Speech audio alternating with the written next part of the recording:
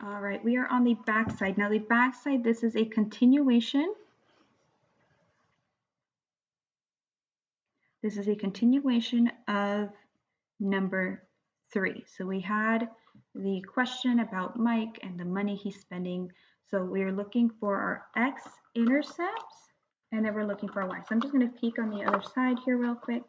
So our x-intercept was 6, 0. Our y-intercept was 0, 30.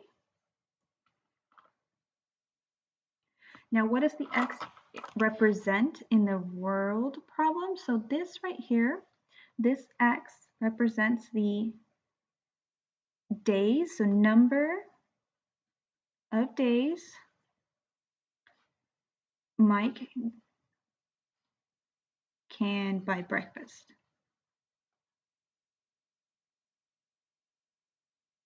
So he has only enough money to buy 6 days worth of breakfast. After 6 days, his money runs out and there's no more breakfast that he can buy.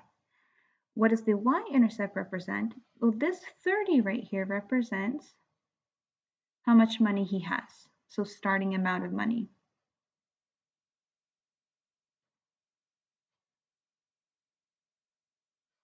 So how much money Mike starts out with?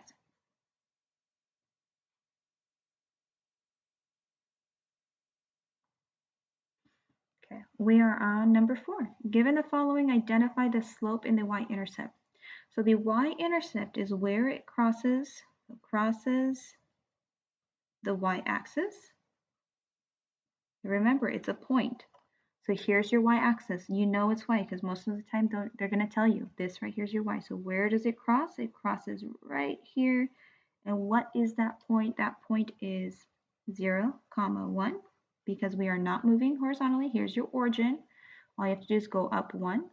Now your slope is your rise over run.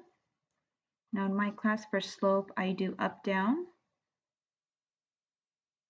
left, right. When you go up, it's a positive. When you go down, it's a negative. When you go left, it's a negative. When you go right, it's a positive. So I'm going to choose 2 pretty points. So I know this is a good point here, and I'm looking for another pretty point. It doesn't matter where it's at. So I find another pretty point here.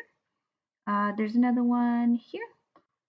I'm going to choose 2 points. So this is going to be my first point. Now I'm going to see what my slope is in order to get to here.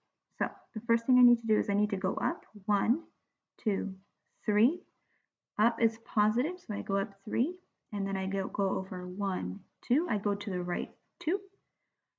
Still would be the same thing if I choose the other point. So here's my first point. I go down 1, 2, 3, down 3, and then I go to the left 1, 2, left 2. So either way, either 3/2 or -3 over -2, because these 2 negatives make a positive.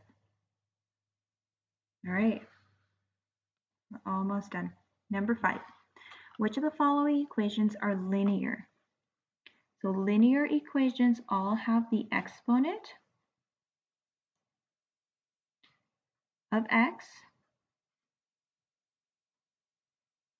It can only be 1. But here's the trick. Whenever you see x, if there's nothing here, that means it's a 1. That means it's a 1. Okay. So let's start with 1 right here. 17x plus 5y.